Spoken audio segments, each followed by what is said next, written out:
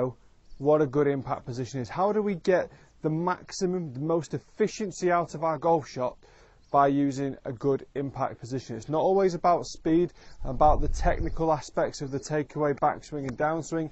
The most important part of the golf swing is impact. And that's what you see with a lot of the tour pros.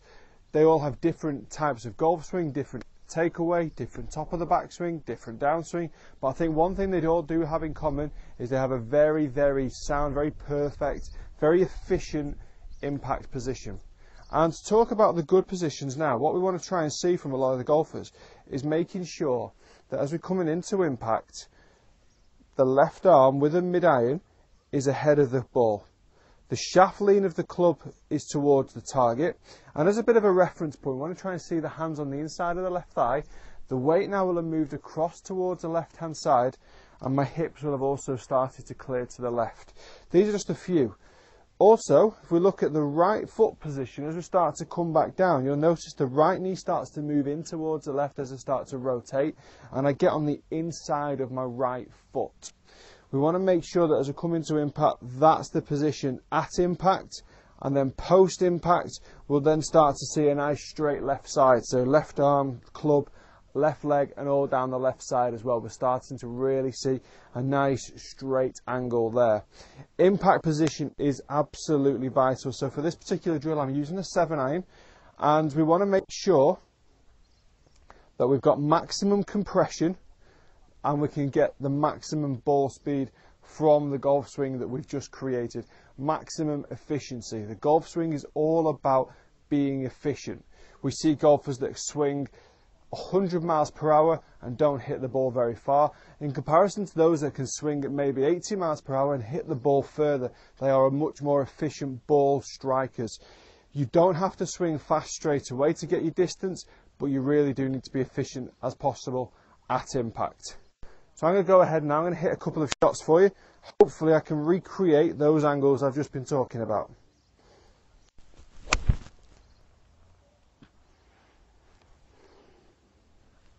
That felt like an absolutely sweet strike.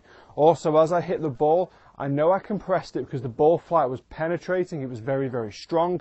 But also, I took a little bit of ground after the ball. So I took up a few blades of grass and maybe went a couple of centimetres down below the ground after impact. So that straight away will tell me that as I come into impact, the club is coming down a slightly steeper angle of attack as what I would like it to be. And my left and the hands are towards the left side, my weight is across to my left side, my hips and my shoulders are pointing left of the ball out towards the target, and my right instep is moving towards the target as well. So a lot of very, very key characteristics of a golf swing. Again, fantastic strike, felt really, really good off the face, but also felt very, very nice as I came down into the impact position, and it just made my rotation through the shot so much easier. Check it out now. Gonna make all the men bow, yeah, don't you know? Quite a difficult one, quite a tricky one, but again, it's really, really good. It's actually against for the golfers that maybe cast the ball a little club on the way down, and when they cast it, they get the shaft lean away from the target, increasing the loft. They also encourage a slightly shallower angle of attack when you get into this position. So what we're going to do is we're going to try and improve this angle by improving the wrist hinge on the way back down. And I want you to get the feeling that you're going to hinge your wrists on the downswing. So let's pretend we get to the top of the backswing at 90 degrees. And as we start to come back down, I want you to try and get the feeling that we're now closer to 45. You'll start to feel very compact in the right side. You'll start to feel the shaft of the club coming very, very close to the right shoulder. So as we get to the top, nice high wide top of the backswing position, 90-degree angle, and then we start to rehinge here on the way back down, making the angle much narrower, therefore making the angle of attack steeper and compressing the ball. Straight away you'll start to see where my hands get to at impact, coming inside with the left thigh and the shaft lean now towards the target.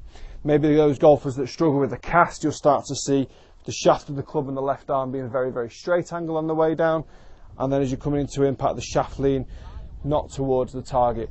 So we want to be really, really conscious that the club now rehinges on the way back down. We move across towards the left side and the shaft of the club is leaning in towards the target. Straight away, I think your feedback should be a little divot. Ball, then turf. We are doing this with a 7-iron, so keep it at mid-iron so you can start to see that sort of reaction on the ball.